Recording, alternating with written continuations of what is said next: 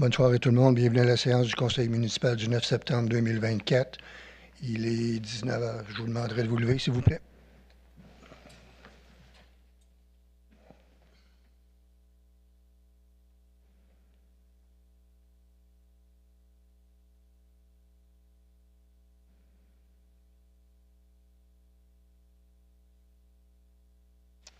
Merci beaucoup. Point 2, adoption de l'ordre du jour. Sylvain? Oui, je vous propose d'adopter l'ordre du jour tel qu'il a été présenté. Merci. Vote? Marc-Antoine, oui. Nathalie, oui. José, oui. Martin, oui. Merci. 3, procès-verbal. Adoption du procès-verbal. Sylvain? Oui, je propose d'adopter le procès-verbal de la séance du 12 août 2024 comme il a été déposé. Merci. Vote? Marc-Antoine, oui.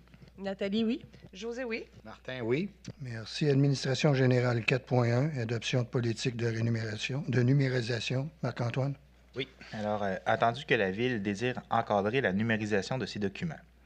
Entendu que la Ville est tenue de respecter la loi concernant le cadre juridique des technologies de l'information. Entendu que l'archivage des documents se fait selon les règles et le calendrier de conservation approuvé par la Bibliothèque et Archives nationales du Québec. Entendu, la présente politique de numérisation définit le cadre opérationnel, technologique et légal en matière de numérisation de documents. Entendu le rapport de Mme Mélanie Côté, assistante greffière, en date du 23 août 2024. Je propose que ce Conseil adopte la présente politique de numérisation pour la conservation des documents de la Ville et aussi d'autoriser Mme Isabelle Bernier, greffière et directrice des affaires juridiques, à signer ladite politique. Merci. Vote? Sylvain, oui. Nathalie, oui. José, oui. Martin, oui. Merci. Dépôt d'un procès-verbal. Isabelle, lecture? Oui, donc je dépose un procès-verbal de correction indiquant qu'une erreur de chiffre s'est glissée dans la résolution numéro 319-2024 adoptée à la séance du 12 août dernier. Donc, en effet, celle-ci indique qu'elle abroge la résolution numéro 238-2024 alors qu'elle abroge et remplace la résolution numéro 238-2022. Donc, le procès-verbal corrige donc l'erreur de chiffre dans le numéro de la résolution à abroger mentionnée dans la résolution numéro 319-2024. Merci. 4.3, administration, mouvement de personnel. Marc-Antoine? Oui, alors, attendu que Mme Alicia Gravel a été embauchée par la résolution 225-2024 jusqu'à la fin du mois d'août 2024. Entendu que Mme Gravel est disponible pour prolonger le travail d'archivage durant tout le mois de septembre à temps plein. Entendu qu'elle souhaite poursuivre le travail pendant l'année scolaire à temps partiel. Entendu que Mme Milika Hamel a été embauchée par la résolution numéro 274-2024. Entendu que Mme Hamel souhaite également poursuivre le travail d'archivage des documents de la Ville à temps partiel durant l'année scolaire. Entendu que cette dernière serait affectée au prolongement de la numérisation des archives au service de l'urbanisme qui a débuté cet été. Entendu que la numérisation des archives de la Ville a avancé grandement avec l'embauche d'étudiantes à la numérisation, mais qu'il est nécessaire de poursuivre le travail. Entendu le rapport de Mme Mélanie Côté, assistante greffière, en date du 29 août 2024. Je propose d'entériner l'embauche de Mme Alicia Gravel du 1er au 30 septembre 2024 à temps plein et d'autoriser une banque de 180 heures entre le 1er octobre et le 20 décembre 2024, soit en période scolaire, telle qu'autorisée par l'article 9 du règlement numéro 1467-2019 et d'imputer la dépense au poste salaire temps partiel.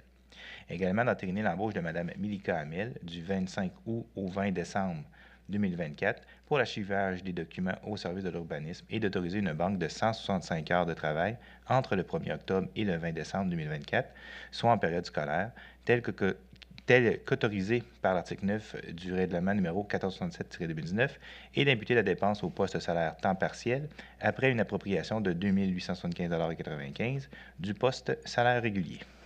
Merci. Vote? Sylvain, oui. Nathalie, oui. José, oui. Martin, oui. Merci. 4.4, dépôt. Martin? Je dépose la liste des chèques et dépôts préparés par Mme Julie Cloutier, trésorière, pour la période se terminant le 31 août 2024, laquelle totalise la somme de 1 781 338. Merci. 4.5, dépôt de la liste des engagements. Martin? Je dépose également la liste des engagements financiers préparés par Mme Julie Cloutier, trésorière, pour la période se terminant le 3 septembre 2024, laquelle comprend 231 commandes au montant de 940 608,64. Merci. 4.6, dépôt, transfert budgétaire. Martin. En vertu de l'article 24 du règlement décrétant les règles de contrôle et de suivi budgétaire, Mme Julie Cloutier, trésorière, dépose aux membres du Conseil le rapport de transfert budgétaire réalisé dans le cadre de la délégation de pouvoir pour la période du 1er avril au 30 juin 2024. Merci. 4.7, un avis de motion. Marc-Antoine. Oui, alors, je donne un avis de motion qui sera soumis pour adoption lors d'une séance ultérieure. Un règlement modifiant le règlement numéro 1467-2019 afin d'ajouter des types de dépenses sans égard au montant. De plus, je dépose le règlement APR 379-2024 modifiant le règlement numéro 1467-2019 afin d'ajouter des types de dépenses sans égard au montant. Merci. 4.8, autorisation de paiement. Marc-Antoine. Oui, alors pour des services juridiques. Entendu qu'il y aura lieu d'autoriser le paiement d'une facture pour des services juridiques dans le cadre de 5 différents dossiers. Cette facture a été produite par la firme Lavré. Entendu le rapport de M. Martin Carreau, directeur général, en date du 5 septembre 2024. Je propose d'autoriser le paiement de la facture numéro 1664572 au montant de 33 183,35 $ plus taxes et également d'autoriser les transferts budgétaires suivants. En 1, un ajout de 4 605 $ au poste budgétaire 02 470-00-412. En 2, un ajout de 6 580 au poste budgétaire 02-220-00-412. Et en 3, un retrait de 11 185 $ du poste budgétaire 02-190-00-412. Et de plus, d'imputer la dépense aux différents projets énumérés au rapport préparé par le directeur général. Merci. Vote. Sylvain, oui. Nathalie, oui. José, oui. Martin, oui. Merci. 4.9, un amendement de résolution. Marc-Antoine. Ah oui, la résolution 122-2024. Entendu la résolution numéro 122-2024, adoptée à la séance du 11 mars 2024, concernant le projet entérinement de l'engagement d'un employé occasionnel surveillant au parc canin. Entendu qu'il est nécessaire d'amender la résolution numéro 122-2024, puisque le règlement harmonisé numéro 1552-2021, datant de 2021, a été abrogé et remplacé lors de la séance ordinaire du 12 août dernier. Entendu que les résolutions 122-2024 désignent l'employé responsable de l'application du règlement harmonisé numéro 1552-2021. Entendu le rapport de Mme Mélanie Côté, assistante greffière, en date du 5 septembre 2024. Je propose d'amender la résolution numéro 122-2024 afin de remplacer le numéro du règlement harmonisé 1552-2021 par le numéro 1667-2024. Merci. Vote. Sylvain, oui. Nathalie, oui. José, oui. Martin, oui. Merci. 5, aménagement, urbanisme et développement. 5.1, demande de dérogation. Rosalie, explication. Oui, donc il s'agit d'une demande de dérogation mineure qui vise à autoriser l'installation d'une clôture de 6 pieds, soit 1,83 m, à 1,2 m de la limite de l'emprise de rue, tandis que la note 1 du tableau 2.3 de l'article 10.3.1.2 du règlement de zonage numéro 1259-2014 précise que pour un lot d'angle, une clôture d'une hauteur maximale de 2 mètres est autorisée dans la cour avant-secondaire donnant sur le mur de côté de la résidence si elle est implantée à 3 mètres de la limite d'emprise de rue. L'immeuble en cause est situé au 730 rue des Sables. Merci. Consultation. Pas de questions. Nathalie. Donc, attendu la demande de dérogation mineure afin d'autoriser l'installation d'une clôture dans la cour avant secondaire d'une hauteur de 1,82 m à 1,2 m de la ligne d'emprise de la rue sur la propriété 6 ou 730 rue des Sables. Attendu que l'article 10.3.1.2 du règlement de zonage numéro 1259-2014 stipule qu'à moins de 3 mètres de l'emprise de la rue, la hauteur de la clôture doit être d'un maximum de 1,2 m. Attendu le rapport de la directrice adjointe à l'urbanisme en date du 6 août, ainsi que les documents déposés par le requérant. Attendu que la demande est faite de bonne foi. Attendu que l'application du règlement a pour effet de causer un préjudice sérieux au demandeur, puisque soit ces chiens pourraient s'enfuir, soit elle perdrait une importante superficie du terrain si elle se plie au règlement. Attendu que la demande ne porte pas atteinte à la jouissance par les propriétaires des immeubles voisins ou de leurs droits de propriété, étant donné que les voisins arrière ont bénéficié de la même dérogation mineure et qu'ils sont d'accord avec la présente demande. Attendu que la demande n'a pas pour effet d'aggraver les risques en matière de santé et sécurité publique ou de porter atteinte à la qualité de l'environnement ou du bien-être général. Attendu que les objectifs du plan d'urbanisme sont respectés. Attendu que la demande porte sur 0,62 mètres et qu'il est jugé comme étant mineur. Attendu la recommandation du comité consultatif d'urbanisme dans l'extrait CC 80-2024. Attendu le rapport de Mme Rosalie Laroche, directrice adjointe à l'urbanisme, en date du 29 août 2024.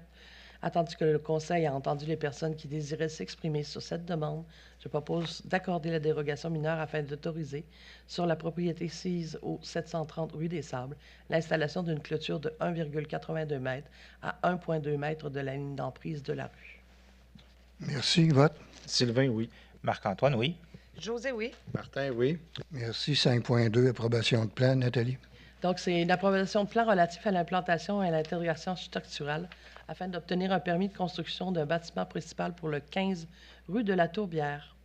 Attendu la demande de permis de construction pour un bâtiment principal situé sur le terrain de la 15 rue de la Tourbière. Attendu que l'immeuble situé dans la zone 164H est assujetti à l'approbation des plans relatifs à l'implantation et à l'architecture en vertu du règlement sur les plans d'implantation et d'intégration architecturale numéro 1347-2016, selon les objectifs et les critères du secteur de la rue de la Tourbière. Attendu le rapport de la directrice adjointe à l'urbanisme en date du 5 août 2024, ainsi que des documents déposés par le requérant. Attendu que les critères d'analyse au PIA sont satisfaits et que les objectifs sont atteints. Attendu la recommandation du comité consultatif d'urbanisme en date du 27 août 2024. Attendu le rapport de Mme Rosalie Laroche, directrice adjointe à l'urbanisme en date du 30 août 2024, je propose d'autoriser les plans relatifs à l'implantation et à l'architecture des constructions pour la construction du bâtiment principal situé sur la 15 rue de la Tourbière. Merci. Vote. Sylvain, oui. Marc-Antoine, oui. José, oui. Martin, oui. Merci. 5.3, approbation des PIA. Nathalie? Donc, cette fois-ci, c'est afin d'obtenir un permis de rénovation sans agrandissement pour le 50-79 route de Fossambeau. Attendu la demande de permis de rénovation sans agrandissement du bâtiment situé au 50-79 route de Fossambeau. Attendu que l'immeuble situé dans la zone 128C est assujetti à l'approbation des plans relatifs à l'implantation et à l'architecture en vertu du règlement sur les plans d'implantation et d'intégration architecturale numéro 1347-2016, selon les critères des projets commerciaux prévus à l'extérieur des secteurs illustrés à l'annexe A du dit règlement. Attendu le rapport de la directrice adjointe à l'urbanisme en date du 6 août 2024, ainsi que des documents déposés par le requérant. Attendu que les critères d'analyse au PIA sont satisfaits ou non applicables et que les objectifs sont atteints.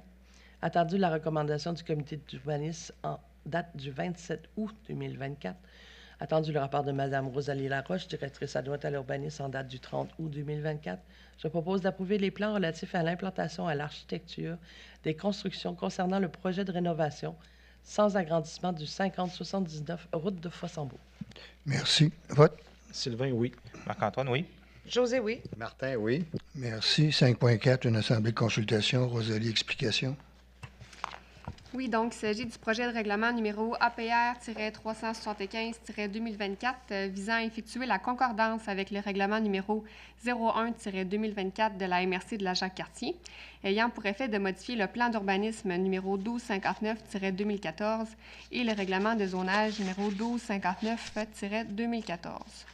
Concrètement, le projet de règlement vise à modifier le plan d'urbanisme afin de modifier les aires d'affectation AF-4 et EX-1 afin de créer l'aire d'affectation rurale-8. Ça, c'est les modifications qui sont apportées là, au plan d'urbanisme. Ces dispositions-là pour le plan d'urbanisme ne sont pas susceptibles d'approbation référendaire.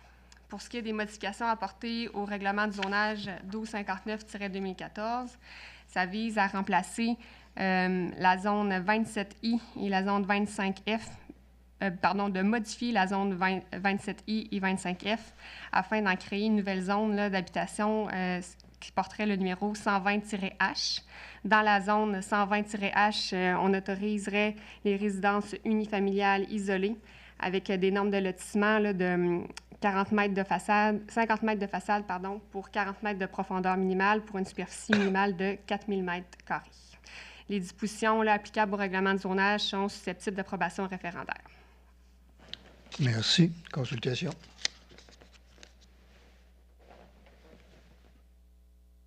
Pas de point? Donc, on va passer à hygiène du milieu, 6.1. Il n'y a rien.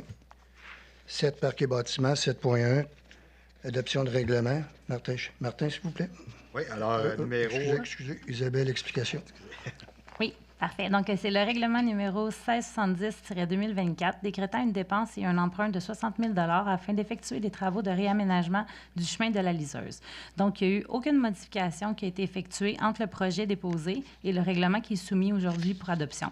Ce règlement autorise le Conseil à dépenser une somme de 60 000 pour des travaux de réaménagement du chemin de la liseuse et également à emprunter cette somme sur une période de 5 ans. Il sera imposé et prélevé sur tous les immeubles imposables situés sur le territoire de la municipalité une taxe spéciale selon les taux variés. Merci. 7.1, Martin. Alors, c'est justement le numéro 1610-2024 décrétant une dépense et un emprunt de 60 000 afin d'effectuer des travaux de réaménagement du chemin de la liseuse. Attendu que le chemin de la liseuse nécessite des travaux de réaménagement, attendu que le coût de ces travaux est estimé à 60 000 attendu qu'il est nécessaire d'effectuer un emprunt de 60 000 pour en financer le coût, attendu qu'un avis de motion de la présentation du présent règlement a été donné lors de la séance ordinaire de ce Conseil tenue le 12 août 2024, attendu que le projet de règlement numéro APR 317-2024 a été déposé lors de la séance ordinaire du Conseil municipal tenue le 12 août 2024, attendu que Mme Isabelle Bernier, greffière et directrice des affaires juridiques, a précisé l'objet du règlement et qu'aucune modification n'a été effectuée entre le projet déposé et le règlement soumis pour adoption. Elle a également mentionné le mode de financement, de paiement ou de remboursement de la dépense. Attendu que les procédures prévues de l'article 356 de la loi sur les cités et villes ont été respectées, je propose que ce Conseil adopte le règlement numéro 1610-2024 afin d'effectuer des travaux de réaménagement du chemin de la liseuse. Merci. Vote. Sylvain, oui. Marc-Antoine, oui. Nathalie, oui. José, oui. Merci. 8, santé et bien-être, 8.1, programme de subvention. Martin? Oui, subvention de loyer, ajout de 3 unités. Attendu le nombre grandissant de demandes de logements subventionnés à place du jet bleu.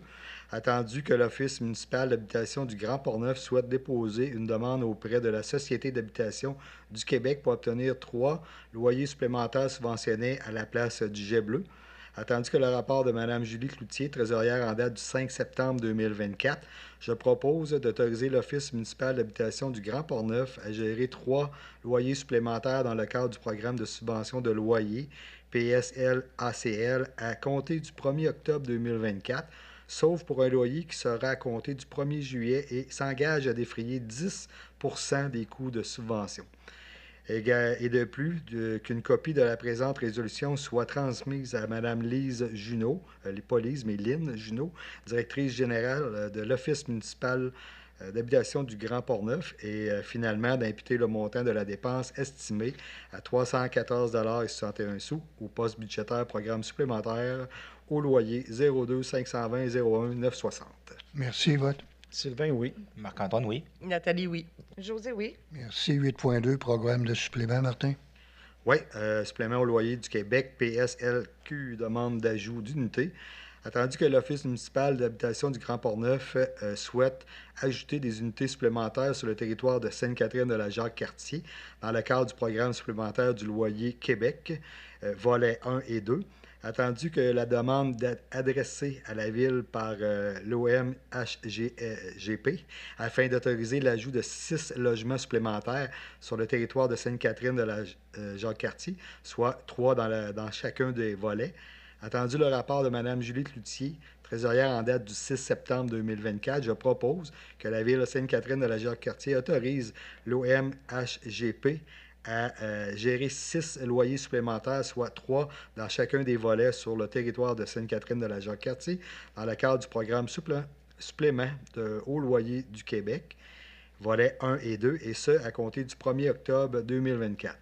Et aussi, que la Ville de Sainte-Catherine de la Jacques-Cartier s'engage à défrayer 10 % des coûts de subvention et de gestion du supplément au loyer, et de plus, d'imputer le montant de la dépense estimé à 471,92 pour l'année 2024 au poste budgétaire programme supplément au loyer 02 520 01 960. Également, d'autoriser M. Pierre Dolbec, maire, et Mme Isabelle Bernier, greffière et directrice des affaires juridiques, à signer tous les documents relatifs à cette entente.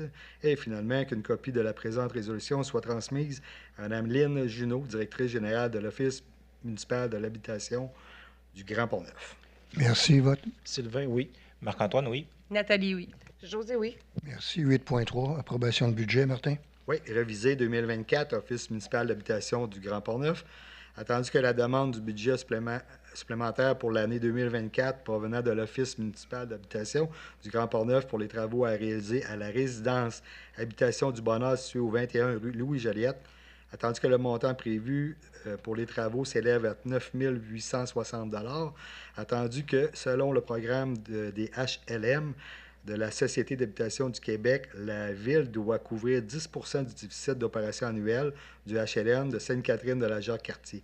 Attendu que le rapport de Mme Julie Cloutier, trésorière en date du 6 septembre 2024, je propose d'approuver la demande du budget supplémentaire pour l'année 2024 provenant de l'Office municipal d'habitation du Grand Pont-Neuf tel que présenté dans le document demande budget supplémentaire programme RAM 2024 et de plus d'imputer le montant de la dépense au montant de 986 $ au poste budgétaire déficit HLN 02 520 00 960.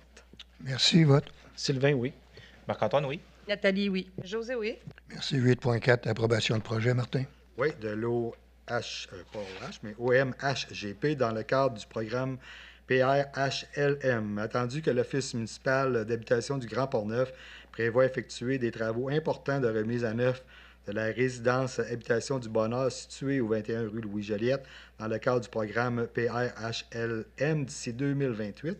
Attendu que les travaux sont estimés à 1 615 000 $, attendu qu'il est nécessaire que la Ville autorise le projet puisqu'elle sera responsable de 10 % des coûts des travaux.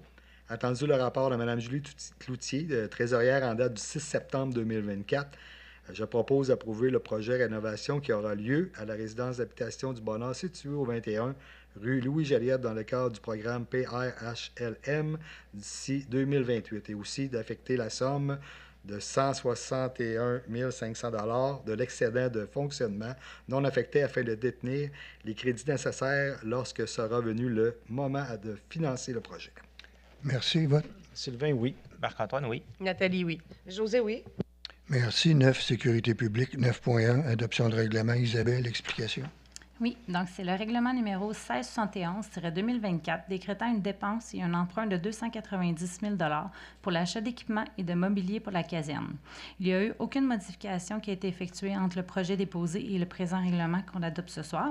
Le Conseil est autorisé à dépenser une somme de 290 000 $ pour faire l'achat d'équipements et de mobilier pour la caserne. Le Conseil est également autorisé à emprunter cette somme sur une période de 10 ans. Il sera imposé et prélevé sur tous les immeubles imposables situés sur le territoire de la municipalité une taxe spéciale selon les taux variés. Merci. 9.1, Sylvain. Oui, attendu qu'il convient de procéder à l'achat de nouveaux équipements de mobilier pour la caserne, attendu que le coût de ces dépenses est estimé à 290 000 $, attendu qu'il est nécessaire d'effectuer un emprunt de 290 000 $ pour en financer le coût, attendu qu'un avis de motion de la présentation du présent règlement a été donné lors de la séance ordinaire de ce Conseil tenu le 12 août 2024, attendu que le projet de règlement numéro APR-376-2024 a été déposé lors de cette même séance, attendu que Mme Isabelle Bernier, greffière et directrice des affaires juridiques, a précisé l'objet du règlement qu'aucune modification n'a été effectuée entre le projet déposé et le règlement soumis pour adoption. Elle a également mentionné le mode de financement, de paiement ou de remboursement de la dépense. Attendu que les procédures prévues à l'article 356 de la loi sur les cités civiles ont été respectées, je propose que le Conseil adopte le règlement pour l'achat d'équipements et de mobilier pour la caserne. Merci. Vote. Marc-Antoine, oui. Nathalie, oui. José, oui. Martin, oui. Merci. 10, sport, loisirs, culture et vie communautaire. 10.1, adoption de règlement. Isabelle, explication.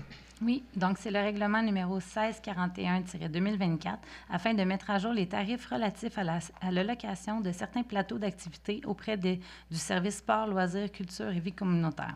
Donc, il y a eu des modifications qui ont été apportées entre le projet et le présent règlement. Dans le fond, le numéro de l'annexe A était remplacé par l'annexe B.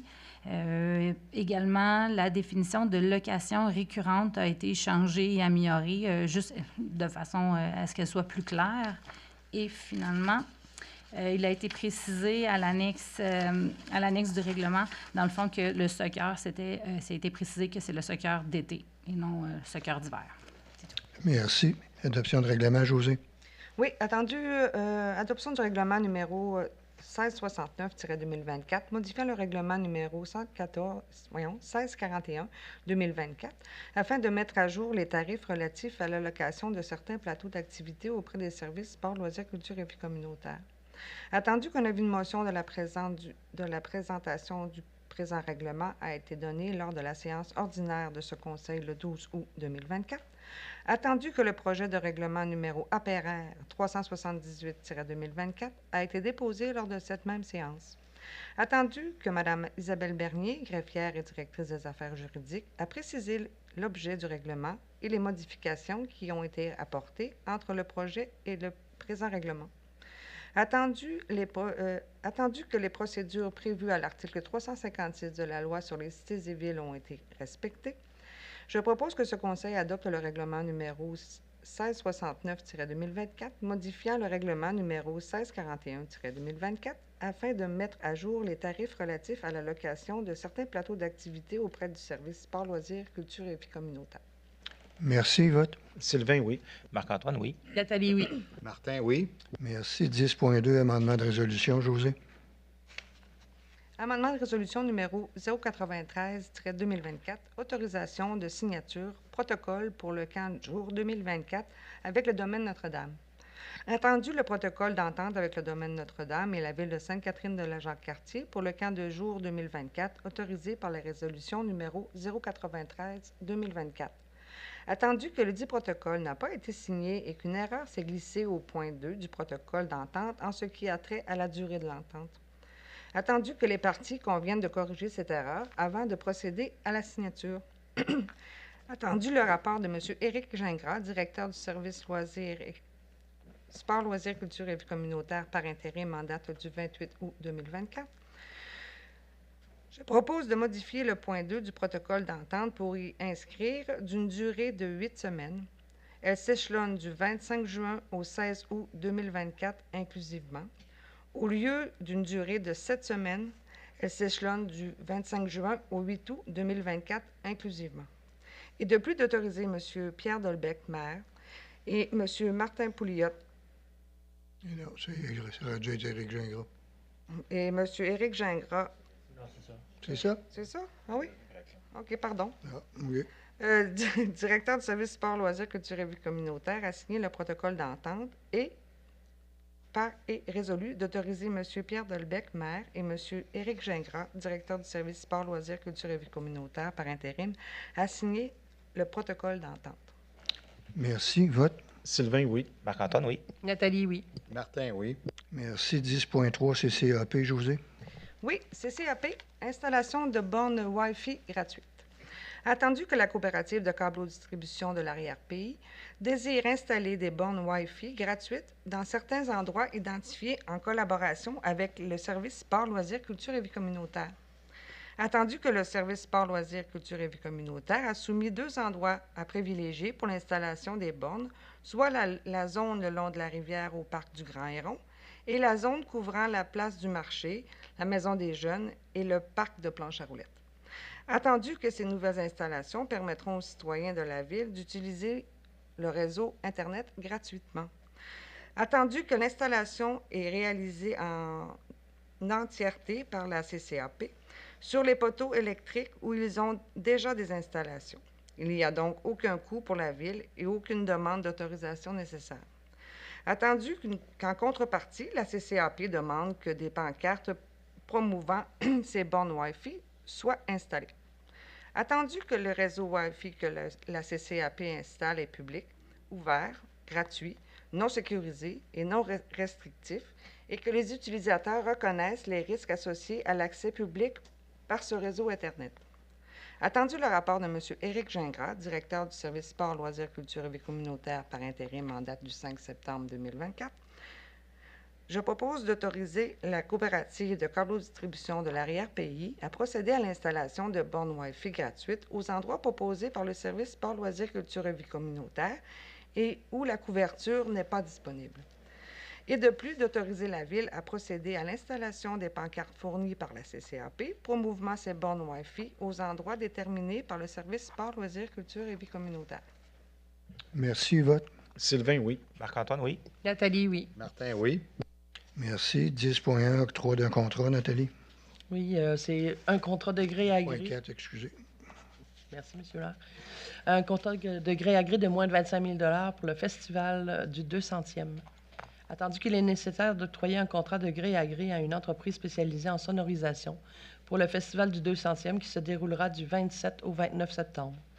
Attendu que l'entreprise Studio de musique E2+, incorporée, a démontré qu'elle possède l'expertise nécessaire pour les grands événements.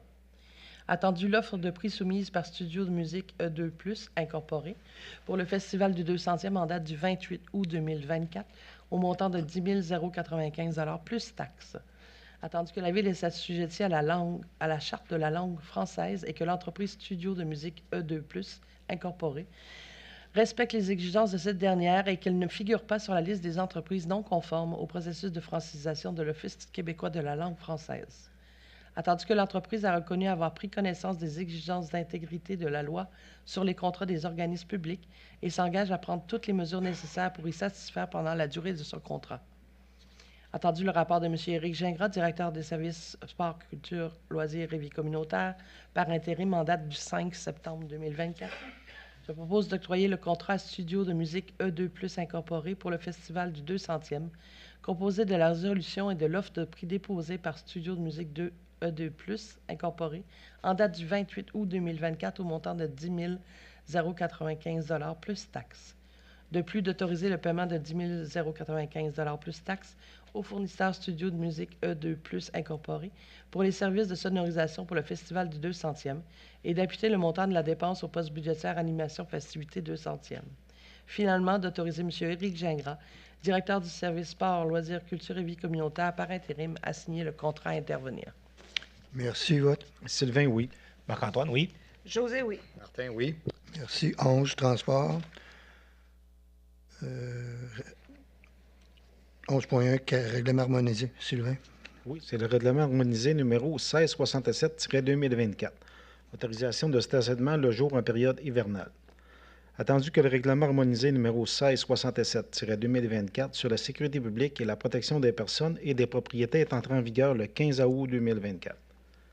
Attendu que l'article 6.3.5 de ce règlement mentionne qu'il est interdit de stationner un véhicule sur les voies publiques de la municipalité en tout temps du 1er novembre au 15 avril inclusivement, sauf si autorisation de la municipalité.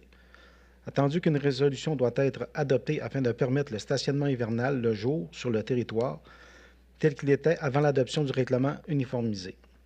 Attendu le rapport de Mme Mélanie Côté, assistante greffière, en date du 22 août 2024, je propose que le Conseil autorise le stationnement de jour en période hivernale sur les rues publiques de la Ville entre 7h et 23h, du 1er novembre au 15 avril inclusivement, sur tout le territoire et abroge la résolution 468-2022.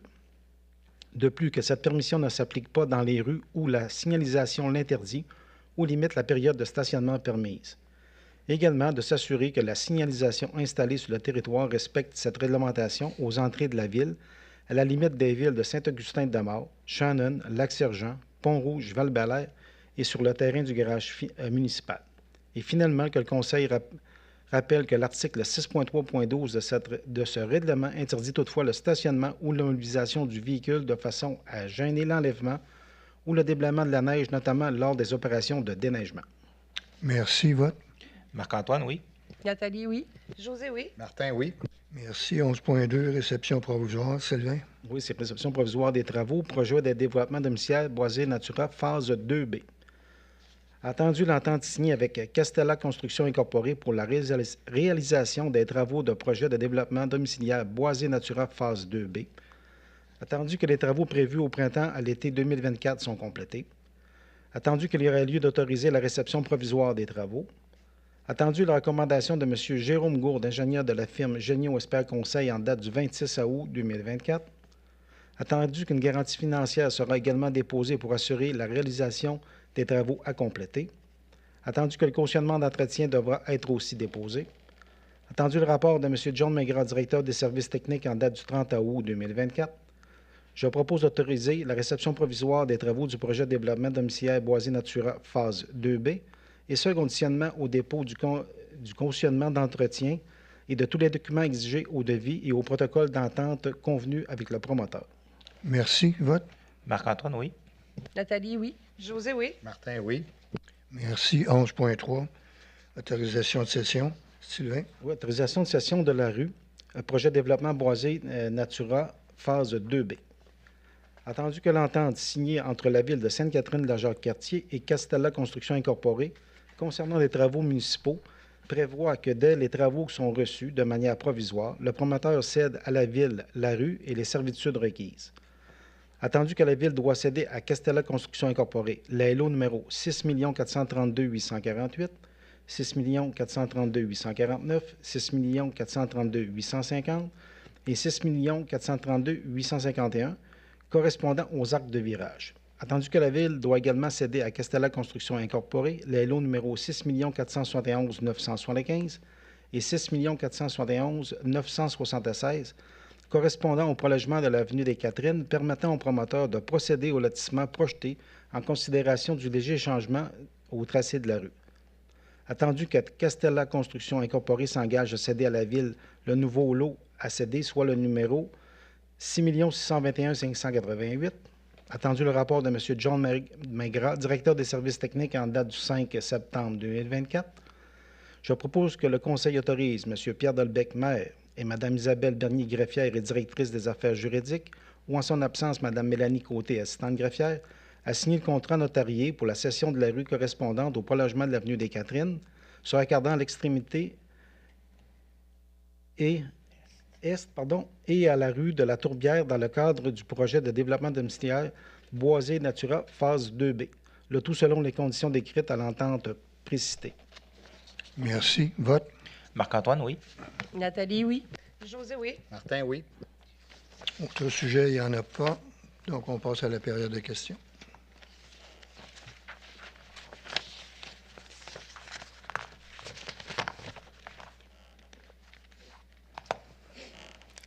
Bonjour. Mon nom, c'est François Langevin. J'aurais aimé savoir du développement sur le point 5.4 concernant la modification de zonage de 25F à la zone 120H, je crois, qui se trouve être la Sablière Montcalm, dans la Montcalm, pour créer mettre des maisons unifamiliales. J'aimerais savoir l'ampleur du projet. Rosalie? Oui, donc c'est le projet de règlement qui a été adopté, la consultation de ce soir. Là, ça vise à créer une zone unifamiliale là, dans ce secteur-là. Pour l'instant, il n'y a pas encore de projet qui a été adopté là, par rapport à ça. C'est juste une modification du règlement de zonage qui a été faite pour pouvoir permettre les résidences unifamiliales, puis pouvoir mettre fin, de créer que l'usage de la Sablière soit maintenant dorénavant sous droits acquis là, en vertu des règlements de la Ville de Sainte-Catherine. Est-ce que ça répond? J'ai-tu le droit à une sous-question, dans le fond, par rapport à ça? Combien de portes qu'il va y avoir, autrement dit, de maisons? Approximativement 70 portes. OK, parfait. Merci. Puis ça va régler, si on réussit à arriver au bout du dossier, le problème de la carrière. Ça fait plaisir. Autre question? C'est correct? Merci beaucoup. Donc, sur ce, je vais procéder à la clôture de la réunion. Sylvain? Oui, je propose de clore la séance du lundi 9 septembre 2024. La séance est levée à 19h39. Merci beaucoup. Vote? Marc-Antoine, oui. Nathalie, oui. José, oui. Martin, oui. Merci beaucoup. Bonne fin de soirée tout le monde. Soyez prudents sur les routes, s'il vous plaît.